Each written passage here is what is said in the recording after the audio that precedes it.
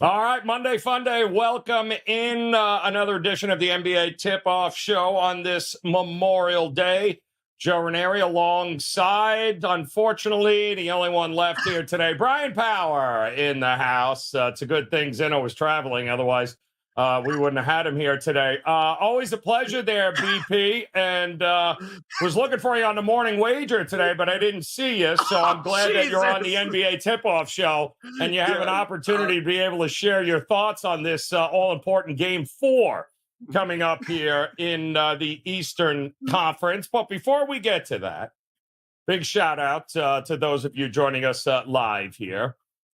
Is it really? Okay, so hold on one second there, Dan. We'll get that going here. We're having a little bit of something is private. We don't want it to be private. So hold on one second. Let's just okay, let me see if we can.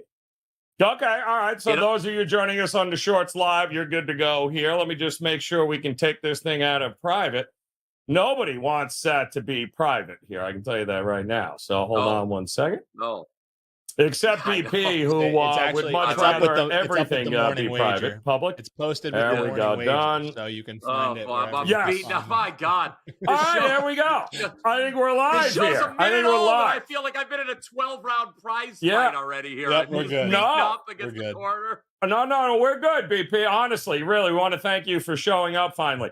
Always a pleasure there. Shout out to those of you hanging with us here, looking for something here tonight to bet. What are you going to do with backs against the wall? But BP, before we look at tonight, let's just take a look at what we just witnessed last night with Dallas and Minnesota. What are you? Oh, we got set. There it is. You may want to get Brian Leonard out of there, but I know where you're going with that. I can be a lot. What did you think about last night? Whoever you want me to be, Joe. What did I think about last night? I was. Yes, I was not happy. I'll tell you what it would say, BP. I would tell you what it would be. Okay, it would say giant douche, but we're not allowed to put that on there right now. So, Mr. Giant D, if you could tell me, I don't know what you were on last night. What were you on last night in that game? But I was on Dallas or Minnesota, unfortunately. It's been this conference finals have been incredible, Joe, because we've got two series that are 3-0.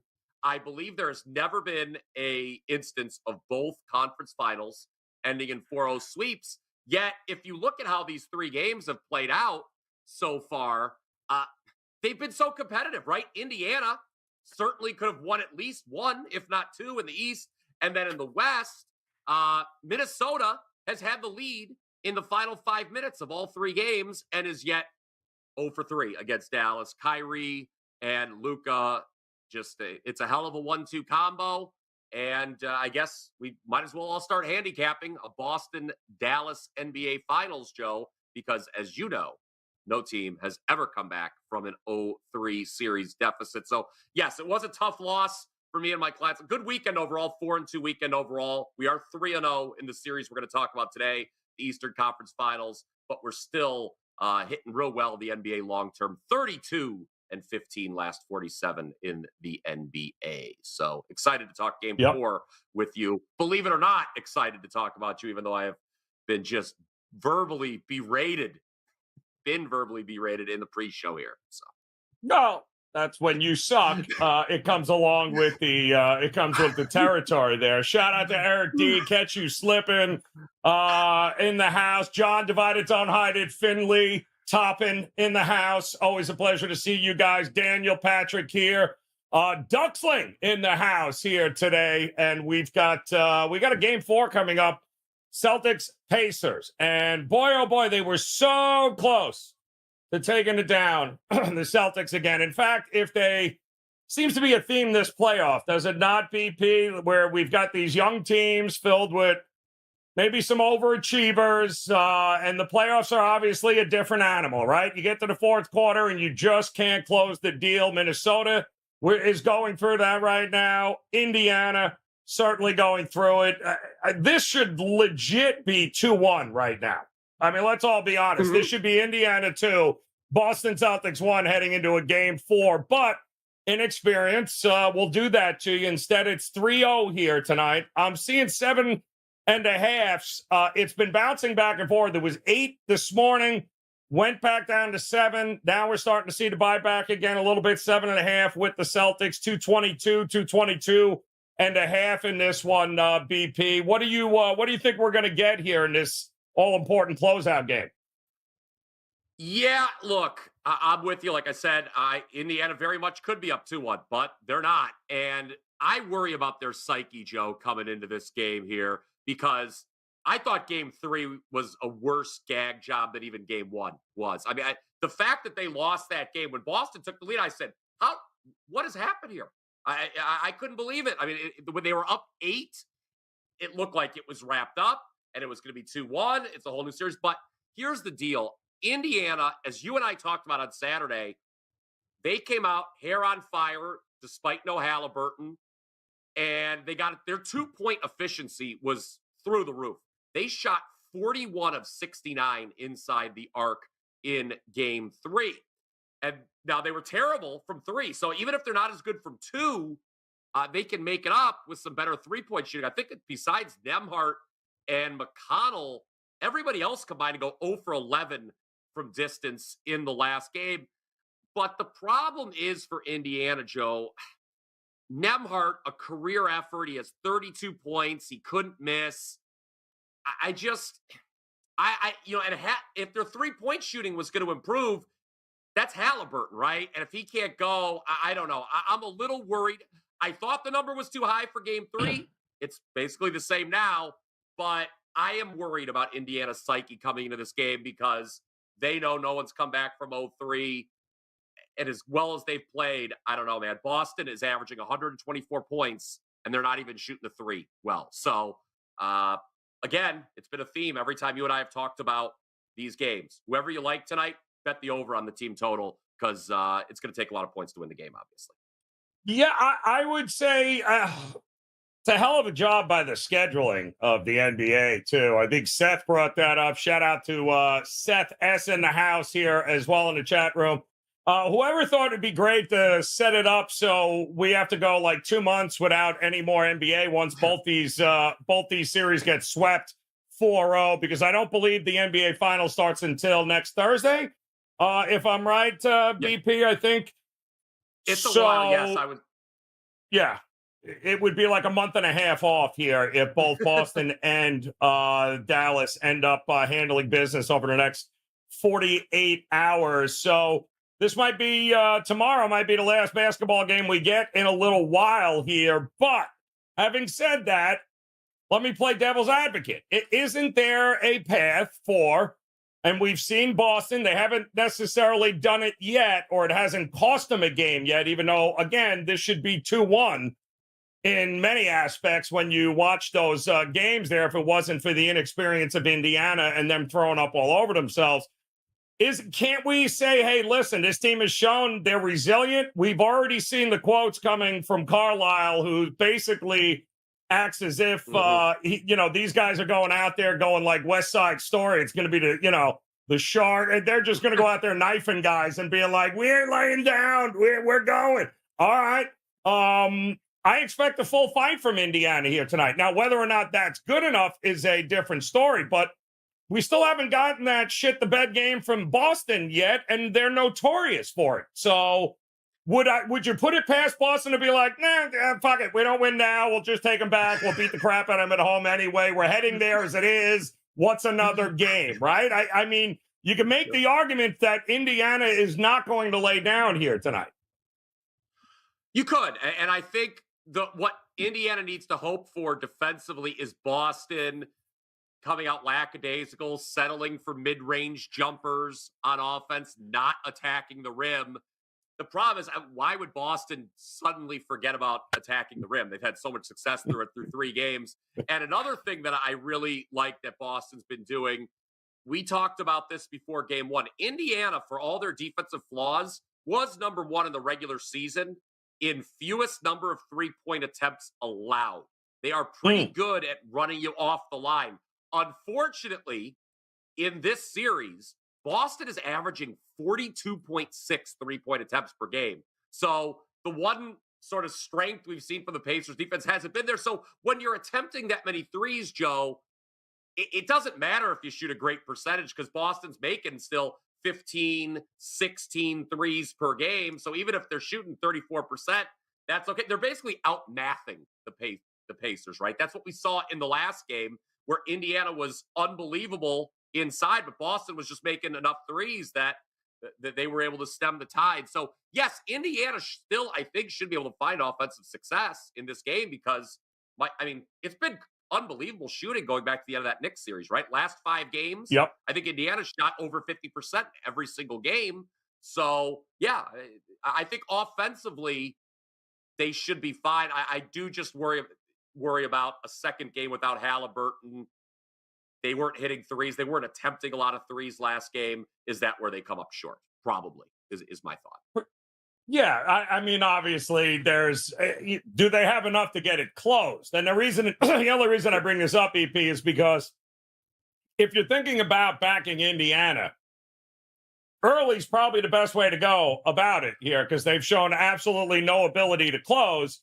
And Carlisle's a fiery bastard. And I think even Eric D said it like you're going to give one of those Braveheart style pregame speeches there where they're all going to come out, man, with blood hanging from the side of their face. They're going to have all sorts of face paint on. It's going to be out of control here tonight. Indiana, the crowd, will certainly give them an opportunity to be in this game from the start. But to your point, listen, they've already the adrenaline, you know what I mean? The star player going down and that boost that teams usually get. We just saw it with Indiana in game 3 and it wasn't good enough. So what happens now? Well, that adrenaline goes down, right? They know he's not coming back. And now Boston's had a chance to actually see what the hell you're going to do without him on the court. So now they can actually plan better. So the only way I think you can look at Indiana here is team totals and early first quarter, first half. And I don't think, have they lost a first half yet? I think it was just one game maybe of the 3 that they've had. I mean, they've done a hell of a job early. How many? Game 2, I know they were behind at the half when Boston covered the spread in that game. Let me take a look here. The halftime scores. So Indiana was obviously up last game, 69-57. It was tied at the half in game 1, and Boston led 57-51 in game 2 at the half. Interesting, Joe, just because I know when we talked Saturday, you and I had I had Indiana full game in game 3. You had Pacers first half money line. Both those bets cash. Yay us. Yep. You're getting a better number in the first half than you were in game 3. We joked about it, how odds makers were kind of hip to the idea of Indiana coming out with its hair on fire because that number was only 2.5, I think, for the first half last game. Now it's 3.5 on the other side of one possession, which I think that was a little interesting to me that the first half number was a little bit higher here. I don't know what that says necessarily. It's 1 point, but obviously there's a big difference when you're north of 3 points because that's one possession. So the interesting part is Catch You Slipping in the house wants to know what the splits are right now. Well, I can tell you this. It's all Pacers. It's all Pacer tickets, and right now it's all Pacer money, and yet the line is going the other way. I'm seeing 8s now beginning to pop up here across the board. So what that tells me is that, there is an awful lot of public money coming in on the Pacers not to get swept here, or at least stay within a touchdown, because we're talking in the 20% range for tickets and money right now as a consensus bet across some of the biggest books around the country. So it ain't the public betting Boston, but yet that's where the line continues to move up here. The total, it seems that, isn't this exactly the total we got last game, right? 222 and a half, and we all thought it was too damn low to begin with. I don't see a whole lot changing between last game and this game from a total perspective. So you mentioned the first half line, the first half team totals, and the full game team totals. They're kind of on par with exactly what they were last game, and yet it wasn't even remotely close. They everything went over, and I don't see why that changes here tonight. Do you see any reason why we shouldn't be looking at both sections here? No, I was actually going to ask you. That was something I had written down in my notes about, what is the number you would feel comfortable, Joe, betting the under with these two teams? Because it ain't this number for me. I'll tell you that. We talked on Saturday, and I said it looks like the sharp money's on the under. I respect the sharp money. I said I don't agree with it. And, I mean, it was the lowest scoring of the 3 games with 225 total points scored. Things did slow down a little bit in the second half. But where I'd be concerned if I was betting the under tonight is, these teams still got to 225 with pretty bad 3-point shooting, right? Indiana was 5 of 22 from behind the arc. Boston was 16 of 46. So, I mean, that's under 30%. You got to imagine the collective 3-point shooting tonight is probably going to improve. So I'm surprised that odds makers continue to hang these totals in this range. I mean, in the regular season, when these teams played, it was 246, 247, 249, 245. We're obviously not going to get there, but I'm surprised that this number, as the series has progressed, has not at least inched closer to 230. Because, like you said, like I said on Saturday, these teams are just getting whatever they want offensively. There's no rim protection on either side whatsoever. Nope. No, there's not. And the only problem that I would have full game totals here is if the Celtics are hitting 40% of their threes and this game is over by the half. Because let's face it, guys, everybody on Indiana knows it's over. So they're playing for pride early. And if pride isn't enough to keep them in this game at half, it's over in the second half. Then it just becomes they're going to chuck up threes and the game could... Boston will slow this game down to a crawl, and that'll be the end of it. And that would be the only worry I have as far as the full game total not going over. But if this is a close game in the third quarter, BP, there's no way this thing is staying under in any way, shape, or form because Boston can't allow it to stay under. They got a better shot at just continuing to do what they've done. Keep making buckets, keep pushing the pace with Indiana, and outscore them. I think there's some correlation between side and total. If Indiana covers this spread or, my goodness, pulls the outright upset, the game's going to go over the total. That's what I think. The only way this game, and this, just to piggyback off what you just said, the only way I think this game stays under the full game total is if it's a blowout. And then if you like the under, you're probably rooting for Boston. You probably also should lay the points with Boston, because if this game stays under, I think it's because Indiana just rolls over and dies and just doesn't wind up scoring that many points, and Boston blows them out. So there is absolute, in my opinion, correlation between side and total. The only game script I can see where this one does stay under is, yes, if Boston gets out big and Indiana just sort of waves the white flag and starts making golf plans. I will tell you this here, too. Obviously, the trends here are not in favor of either Indiana or Minnesota tomorrow, guys. This is especially tonight, where you've got a road favorite with an opportunity to close it out 3-0. It's all the numbers drastically favor Boston, not just doing and not just closing it out and winning, but winning by margin. I think in this spot, the numbers I read was about 14.5 points they're covering the spread by. So what it tells me is, if you like Boston, lay the 7, 7.5, 8, whatever it's going to be by the time it tips off here. If Boston wins this game, it's not going to be by the skin of their teeth, I think, is what we're saying at this point. And a lot of how much they win by will depend on how competitive Indiana is early in this game here, BP. Yeah, I'll put a number to what you just said. Another one. You talked about the cover margin. Road favorites with a chance to sweep. Last 48 occasions, 38, 8, and 2 ATS. That is 80%. So, yes, history is smiling on Boston trend-wise here, that these road favorites. Now, it's not often we have a road favorite of this size. This is a pretty substantial road favorite, I guess, excluding round ones when maybe you'll see this. But the trend is the trend, man. And it says that, these road favorites, they stick the knife in and finish the job. Yes. And by the way, everyone still, Minnesota was pretty desperate last night and couldn't win the first half. Everyone's anticipating Indiana coming out tonight, all sorts of desperate and winning the first half. So I think it's up to 4.5 now. Is that first half line there, BP? Does that sound about right?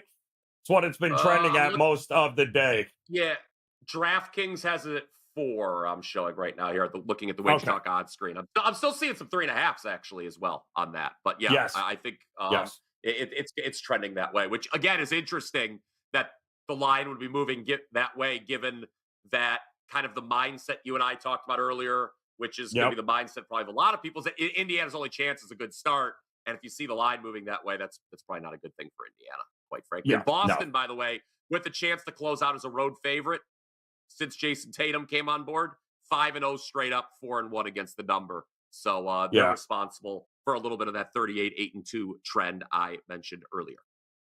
Oh, I like, well, that's good. I'm glad you brought that up because let's take a look at some of these props now. Is Loose 72 in the house, Germ in the house here, Big Daddy showing up, Chris H here, John Divided, Don't Hide It is, of course, I'll give you 3 guesses who he's going over on the point prop here tonight. And if you guys have to ask, you know exactly who it is. There it is, his cousin, Obi Finley Toppin, over in the points here tonight. 8.5 once again, I believe, is the number in that one. So there are a couple of very interesting numbers out on the board, and depending on how you think this is going to work, and he's been 8.5 for the last couple of games, by the way. So they haven't really adjusted one way or the other for Obi, Top, and Finley there. But we have, let's see here, with Jason Tatum.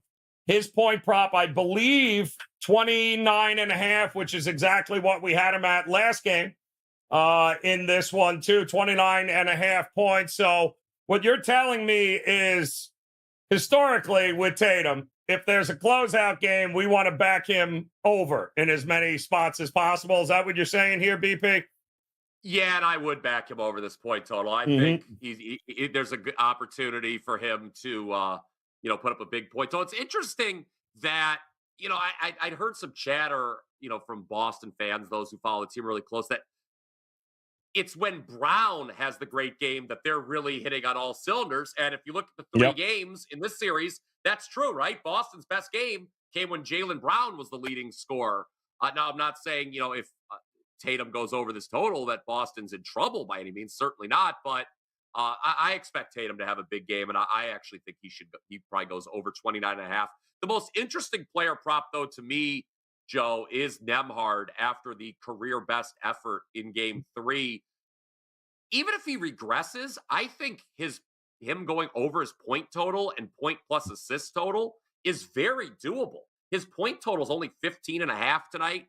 I think points plus assists is 21.5, 22. Those still seem doable, even if you don't think, and I don't think he's going to match what he did in game 3. But again, it's like what we talked about with PJ Washington in the last series. Oh, this guy can't keep hitting the threes. Well, he can still hit 2 or 3 in a game, even if he shoots at a worse percentage. So, I actually think Nembhard overs are not a bad idea either, just because, regression be damned. He could still go over this. I mean, points, rebounds, assists is only 26.5. He scored more points than that last game, for crying out loud. Yes. Well, I don't see what's the regress. I mean, what was his number last game? 12.5, 13.5, I think, which is about what he's been averaging without Halliburton in the lineup, I believe. He averages about 12.5, 13.5. But if he didn't show us that, what choice do they have? He is going to be the focal point once again here tonight, and whether or not Boston can actually do something defensively, and I don't see why they would change what they're doing necessarily. The kid was just absolutely on fire. In a closeout game at home, why wouldn't I anticipate him to get over this number as well as the last game? And we all talked about it on Friday's show. We were all over him to go over in that game, handling the ball for Halliburton. He's going to do the same thing tonight. How does he not get 20 points in this game? Yeah, I mean, I think the only argument you could make is, Siakam might be a little more productive, but that's just one guy. And I mean, to be honest, I kind of like Siakam over his points, rebounds, assists as well. It was very high. It was 35.5 last game, and he just barely stayed under because he had a substandard rebounding game, which I would expect him to get more boards tonight. It's down to 34.5 currently, PRA here tonight. But I think there's only so much production Siakam can, quote unquote, steal from Nembhard, Joe. So, like, even if Siakam has better numbers, that doesn't mean that Nembhard's going to score half the number of points he scored last game. That's just me, though. Well, again, they're going to need a few guys, and I have no reason to think that we won't see the same usual suspects here deliver, especially early. I think the best spot to back anybody Indiana is going to be early and often in this game. But I do want to just clarify something, because I had made the mention that the Wolves lost the first half yesterday in that Dallas game, even though their back was against the wall and desperate. I'm not sure if Brandon in the chat room understands how the scoring works in the first half, because he said it was factually wrong that somehow or another the Wolves ended up covering and winning. Factually, when the Mavericks score more points in the first and second quarter combined than the Wolves, factually, they did not win the first half of that game yesterday. So I'm not quite sure exactly if you understand how the math works with halves, first half, second half, they've won it. All right. So please don't come in here with that factually crap, please. And I know it because I lost my ass on the bet. That's how I really know it's factual, because I didn't win it. That's how I know, BP. Ridiculous. What was this commenter's name again? Here it is. Ready? Wolves covered and won the first half last game. That statement was just factually wrong. And what was the guy's name that said Brandon. that? Brandon. Well, Brandon, I'll tell you what, Brandon, now you know how I feel before the show every time when I do a show with Joe Ranieri. You just got your ass reamed, and that's I mean, honestly, club, dude. Brandon. Welcome to the club, pal. Holy shit. What are we doing? Factually. That was factually wrong. Factually, you're a tool bag. How's that? Now that can be proven as well. Ridiculous. Speaking of tool bag, let's take a look at Bryan Power's high school photo. There you go. Outstanding stuff. Looking well. Yes. Outstanding. Love that. Outstanding stuff. Now, I wish I could bet on that prop tonight for the amount of points that haircut would get. Let us take a look if we can here. We got a couple of props 60 to 52 going on for here. the record. 60 to 52 for the record in game 3 was the halftime score. Yes, I know. You don't have to remind me. It's you don't have to remind me about that. So let's talk about the other props we got. Does anybody think Al Horford is getting over 20.5 PRA again? Does anybody think Al Horford in this game is going to light him up like he just did last game? What are you thinking here? All right.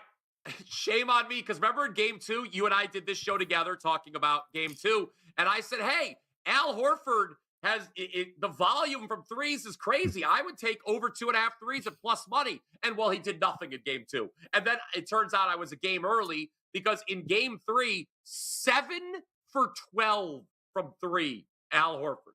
And again, almost all of his shot attempts are coming from 3. He was 8 of 14 overall, 7 of 12 from 3. Yes, if there's a guy who is going to regress, we just talked about, Nembhard, what kind of regression may or may not there be with him.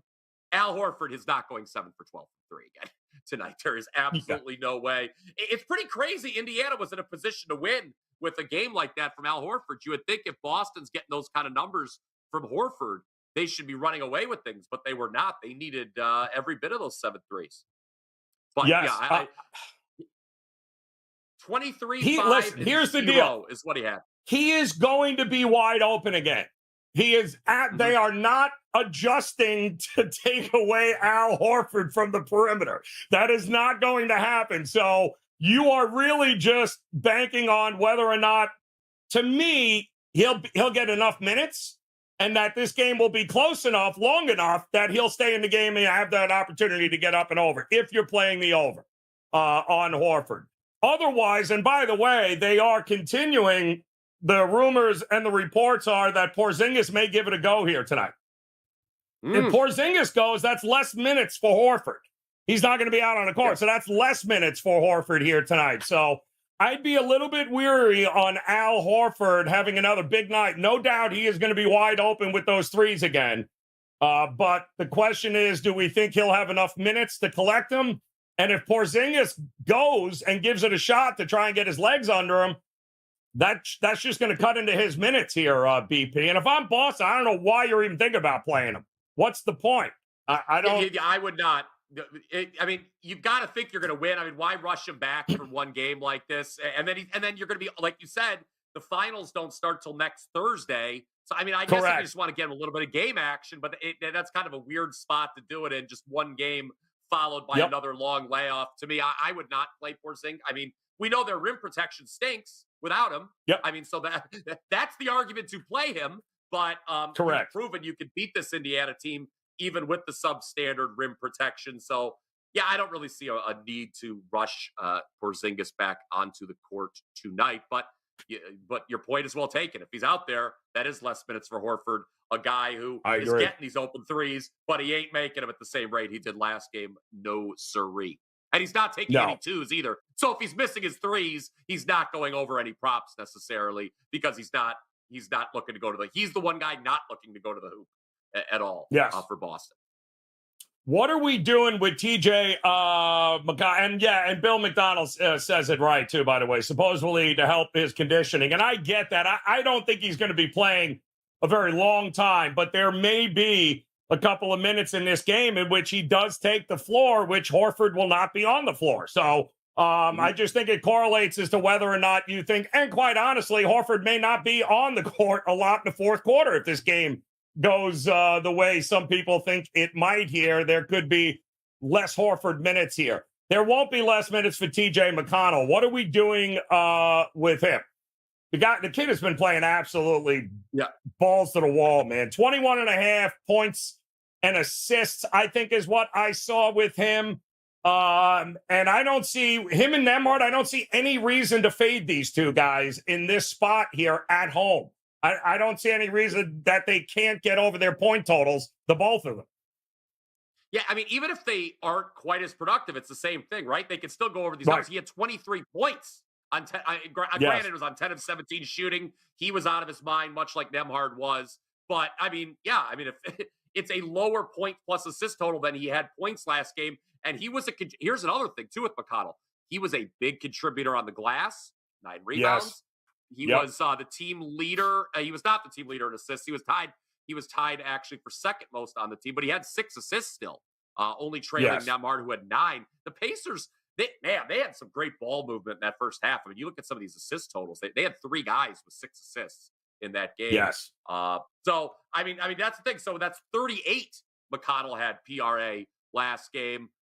Okay, let's say he's not that good again. He could still go over. What did you say points and assists was? It was 21 and a half. 21 and a half. 21. He's probably going to go over that because he's going to be out there, right? I mean, it's not like, I mean, you got to go, man. The time is now.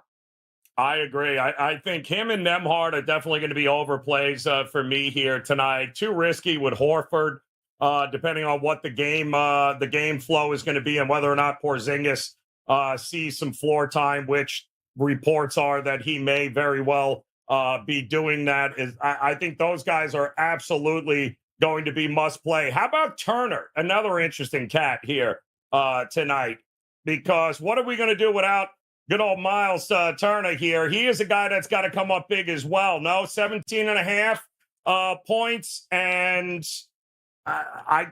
he's another guy where if he doesn't get that, this game is blowout city. You should be on Boston, because that's how important he's going to be in this game. I would look over 3-pointers made for him. He was 0 for 3 in the last game. And that is very, he had multiple threes made in 6 of the previous 7 games. So what is it? Is his 3-point prop? What is it? 1.5 or 2.5? I can't remember. Yeah, let me see right now. That's a good point. You're talking about threes made. Yes, 3-pointers made. I would imagine Miles Turner is over 1.5. It is juiced to the over minus 140, but you can probably get him over. You think he's going to make a few of them here tonight?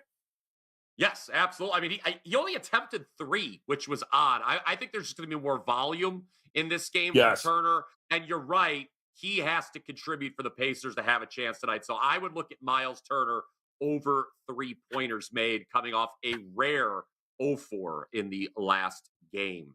Still at 22 points, but just nothing Right. from the 3-point line. Yeah, I think he's got to have a big night if this game is going to stay close. Also, Pritchard over 1.5 threes. Bill is putting out there at plus 130. I don't hate that. And just to give you some perspective here, Al Horford over 2.5 threes is plus 120. So I think they're telling you he ain't going to have the kind of night he might have had the last game there with that kind of plus money for over 2.5 threes, although he's certainly going to have enough opportunity to be able to hit them. Knowing what we know about the lack of three-point shooting for the Pacers, are we fading these guys from the three-point line here, BP? Or do you think they're just going to chuck them up here tonight and let it, wherever it goes, it goes?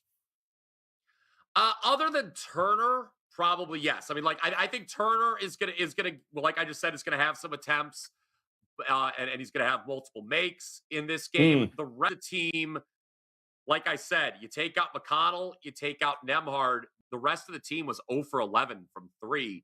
Obviously, that is disgusting. If you're collectively 0 for 11, it's also a very low number of attempts for that many guys to only combine for 11. That was, I think, where the loss of Halliburton was really felt, because Halliburton is a guy who's going to attempt 7, 8, 9, 10 threes per game. And without him, the volume just isn't there. You look at what these guys did. Siakam was 0 for 3 last game. Naismith, he was 0 for 2. Shepard 0 for 3. Shepard didn't score a single point. He was 0 for 3. I mean, they're going to shoot better than 22% from behind the arc, right? Yes. Collectively. It's you just would think. the problem is it's the attempts. Turner's the guy I would zero in that regard. I don't have a good feel for the rest of the team. I certainly don't think Nembhard's going to shoot above 50% from 3 like he did last game. Yeah, I don't know. Turner is the one guy I would focus on when it comes to Pacers threes, like I said. Holy shit. S.Warrior's been here since about 4:30. Holy Jesus. I got to pay up, Finley. Sorry about that. We had him definitely pegged for 505. Pleasure to see you, S.Warrior. Good to see you back in. What'd you do? Did you lose your watch? Like, what happened there, dude? You finally showed up on time. That's a little impressive, S.Warrior. I love what Chris H. just said. Thoughts on Nembhard over 3.5 points in the first quarter? He's going to have the volume. He's going to have the volume. Yeah, I mean, and that's allow me to state the obvious, that is 2 made baskets. So, which doesn't sound like a lot, quite frankly. So, yeah, I mean, that's not a bad look. That is not something that I had necessarily thought of. Obviously, there's been so much talk about Tatum, his first quarter production, which has been, largely great since Porzingis got hurt. But yeah, no, I don't hate that look either. Over 3.5 points. I mean, he's feeling it right now, right? I mean, he's looking to shoot after coming off that game. It's not like he's like, well, I'm going to regress this game, so I'm going to look to get my teammates involved. No, my kind of thinking is he's going to come out looking to shoot. So yeah, don't hate it. All he needs is 2 made or 1 3 and get to the free throw line. So I agree. Not hard. Well, I like that a lot there. Lee in the house. Lee is looking to back Holiday here today. He did have an off day, but he was sick, I think, last game, right? He didn't make the shoot around. He was all IV'd up. He wasn't doing well, but he certainly showed up and showed out. But he certainly brought it on the defensive end.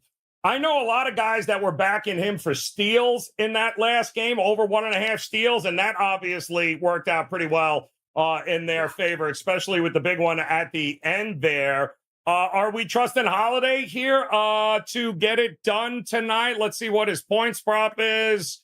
Holiday, 13.5, I think, is what we're seeing for Holiday here today, which is a point down from what it was in the last game. So that's actually coming down. It was 14.5. Now, it was 14.5. It's now coming down 13.5. So the market is coming down a little bit here on Holiday. He's still listed as questionable, is he not? Yes, but he was present at the shoot around.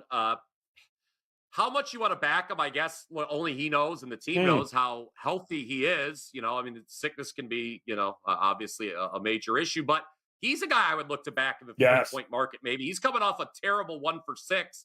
You have to feel that was probably correlated to being sick. But the previous 2 games of this series, and granted, these were at home, and kind of role players or supporting cast guys always tend to shoot better at home. But he was 7 for 15 in the first 2 games from 3, just 1 for 6. So the volume was there. He just wasn't making them last game. I would reckon that we're probably going to see more production from him as well behind the arc, because 1 for 6 is really bad for him. And so he should be a little bit, unless if he's just really sick. But I mean, like you mentioned, he had the steals. He was playing well defensively. That probably took a lot out of him in terms of his long distance shooting. So I like his over 3-pointers, 3-pointers made is what I would look at here in this game. I like that too as well. And yes, Holiday over 1.5 steals.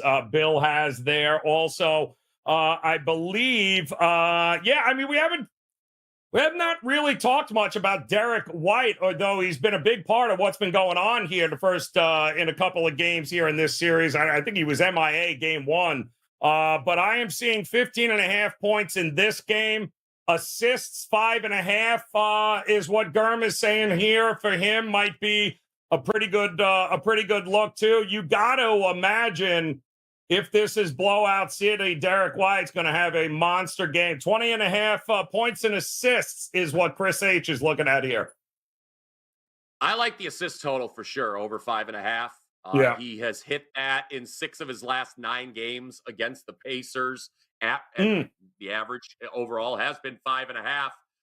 But yeah, I like the over on that one right there. Boston certainly no issue scoring. We know that has been the one consistent in the series. The Celtics can score, and as long as they keep scoring, those assists have got to come from somebody. And I think Derek White is a guy who you should target in the assist market for sure. Yeah.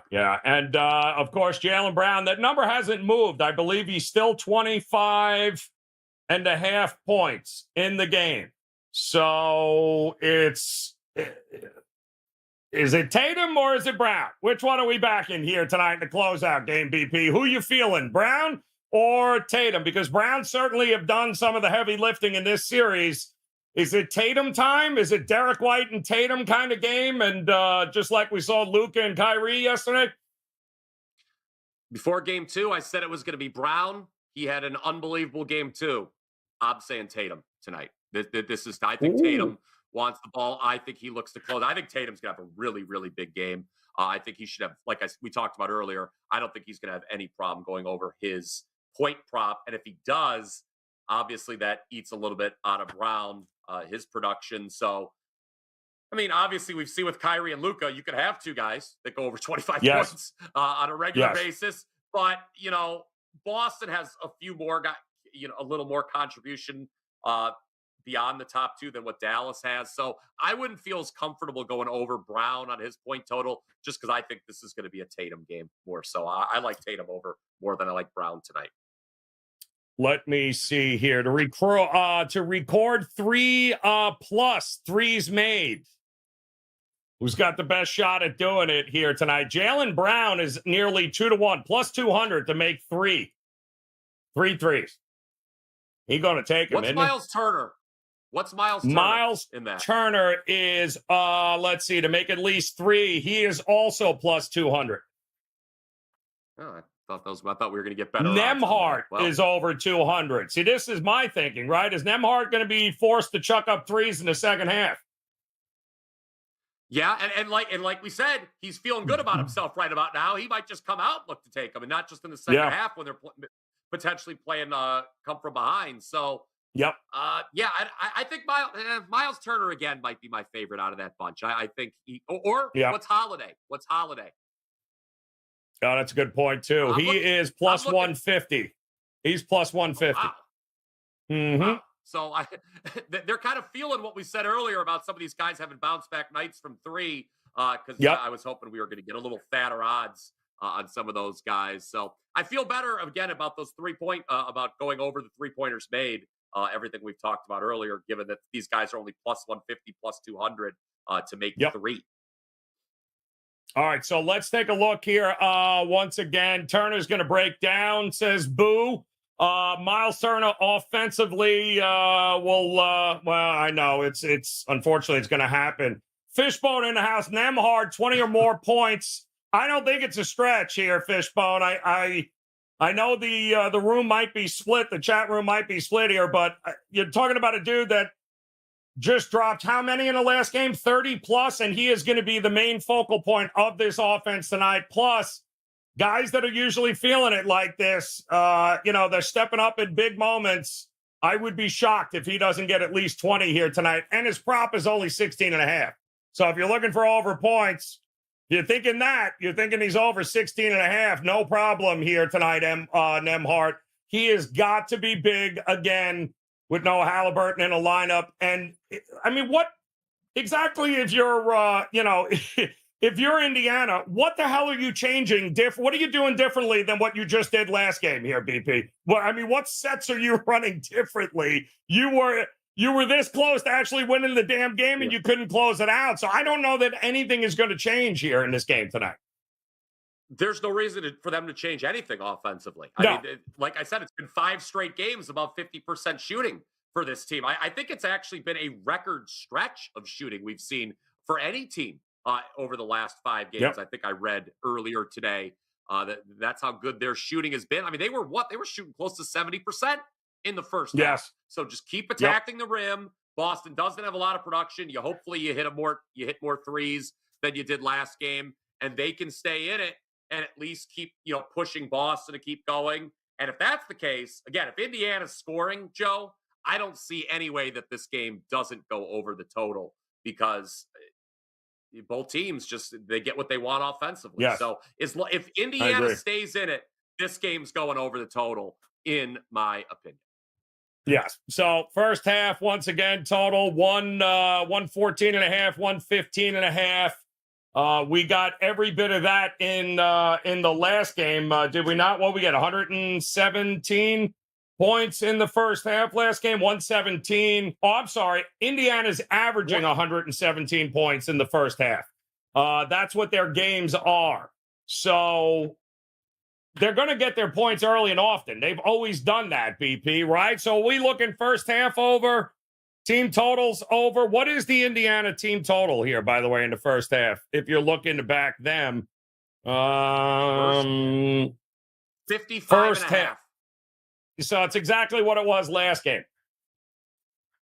Yeah, and they've gone over. Anybody not see them getting 60? I mean, you look at these first half point totals. It was what that they combined for 126 in the last game, the two teams. 128 in game one. Now it was down to 108 in game two, despite both teams shooting well overall and from three. That was interesting. But Boston has scored at least 57 in every first half, and they are at 59.5.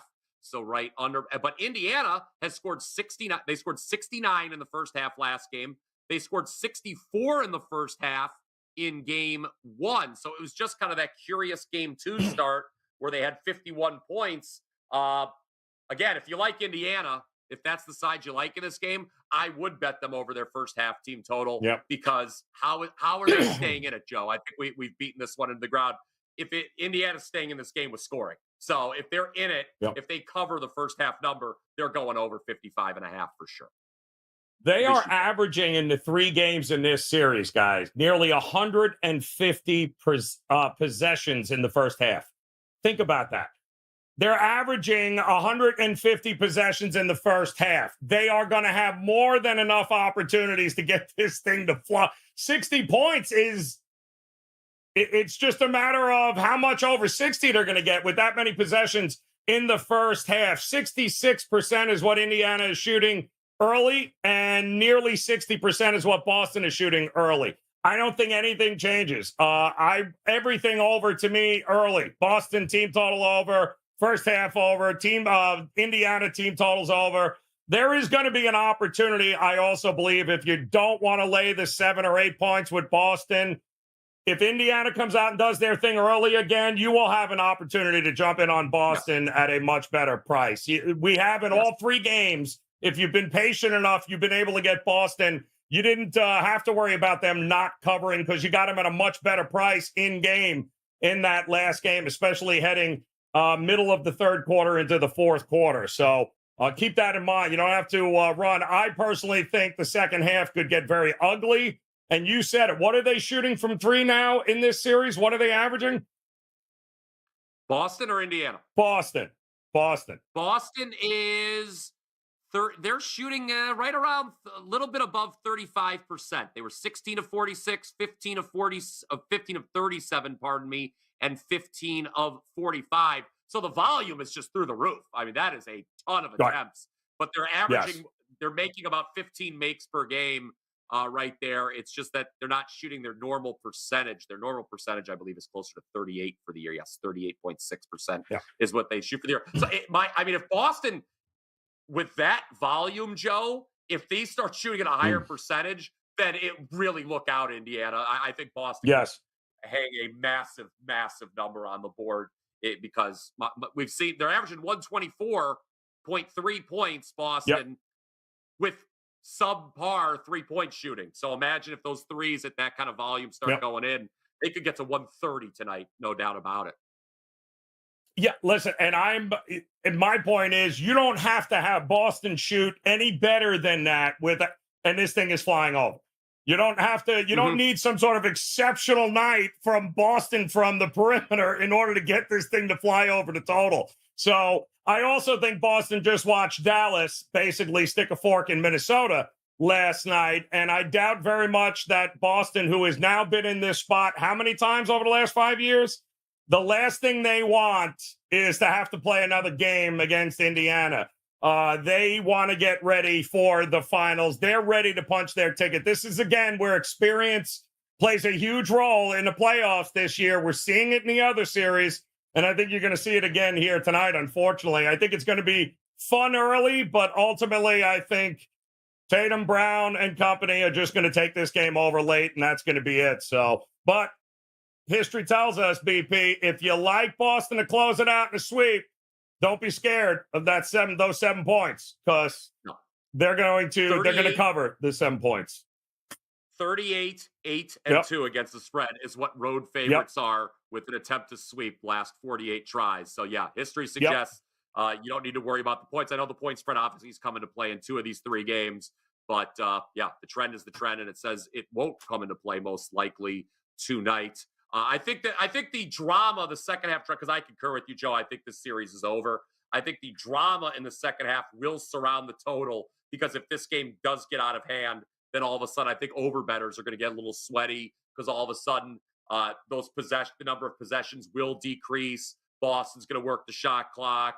You're not going to see Indiana's going to will keep trying to go fast, but Boston's just going to try to put a fork in Indiana, take the air out of the ball, and that would perhaps be the only second half drama I can think of is can Indiana score enough to get this full game over the total? Under. Turner blocks 1.5. And do us a favor, guys, if you could hit that thumbs up button. Those of you guys joining us here on YouTube, whether it be shorts or in the traditional room, we appreciate you guys as always on this Monday. We'd certainly appreciate it if you get that thumbs up for us or subscribe if you haven't done so already here. You have to worry about the psyche of Indiana in the second half if this game starts to get out of hand, right? That's the only thing you got to worry about full game with points. But I think early on, have some fun. I think it's going to be a wild one, including, and I saw a couple of guys going ahead and dropping first quarter bets for Indiana. The first half is where to bet Indiana, period. That's the way to go because I don't know that they're going to be able to hang all game in this one. But Tatum, the Mamba mentality, expecting him to do what he's always done, and that is look to close out this team. They do not want to repeat or give a chance to have to go back and do this thing They know Dallas is on the verge of sweeping there, BP. I can't imagine them wanting to have to play an extra game more than Dallas at this point. Not to mention, how many games has Indiana played thus far? I mean, at some point, it was a 16. They played 16 playoff because the first round series was 6 games, right? Correct. They closed on Milwaukee, and then obviously the last series was 7. So 6, 7, 3. Yeah, they played 16 games so far, whereas Boston has only now played 13. So the legs are going to start emotionally going to start to drain here as this game goes on. But either way, should be a whole lot of fun there. Big shout out again, RJ in the house. John Divided Don't Hide It. Finley, Obi Toppin, his cousin, will absolutely get over 8.5 points. He swears it. Big Daddy in the house. Fishbone. Dosey-boo in the house. Shout out to all those day drinking on this Memorial Day on Instagram as well. I still can't believe S. Warrior figured out how to get here before 5 o'clock. That was extremely impressive. BP, tell them what you got going on here at WagerTalk.com on this Monday. Yes, let's just do an Eastern Conference Finals recap. Game 1, I had Boston over their team total. Game 2, I laid the 9 with Boston. Game 3, I took the 7.5 with Indiana. So I am 3 for 3 in the Eastern Conference Finals. I will be looking to make it 4 for 4 tonight. Just head over to my page, wt.buzz/BP. Despite a disappointing loss last night, we are still on a 32-15 run in the NBA. That is 68%. I have 2 baseball games currently going on right now. So baseball, nothing left there for the day, but we do have the NBA play right there on my page. And don't forget, we've got that great Memorial Day special as well, Joe, where you can get on board for the next 2 weeks at a discounted price. I know soccer is winding down, but between NBA and soccer, I am on a 43-8-18 run the last 38 days, those 2 sports. So seeing it really well, and we're stepping up the volume in Major League Baseball now because it's summer. So great time to get on board on my page. Boom. WT.buzz/BP. Outstanding stuff. Just a quick look here. It looks like Porzingis still listed as questionable, guys. That would be the only thing I'd keep an eye on before tip-off if you're still on the fence of what to do with Al Horford, because he will be eating into Horford's minutes if he's going to get some conditioning in this game. So this should be a pretty fun one. Loose 72. Appreciate it. Trey Thomas. Consensus is Derek White points up and over here tonight, along with his assists. Think it's going to be one hell of a day. Julio, always a pleasure. My band says Bryan Power for president. God forbid, Julio. Why are you throwing that shit out there like that? That is just absolutely horrific on so many levels. Absolutely not. No, can't have a president with a mullet. Absolutely not. Germ, appreciate it. Dan, Fert Pacers half one. Yep, with you here, there. You guys have been best. But don't forget, we got another game 4 and a possible closeout tomorrow. So we'll be back again with the NBA tip-off show. Say a little prayer and a little thank you here tonight to the men and women throughout time that have given the ultimate sacrifice so we can hang out with Bryan Power and talk NBA basketball on a daily basis. Appreciate you guys. Enjoy the rest of your Memorial Day. We'll talk to you again tomorrow. Good luck. Cash those tickets.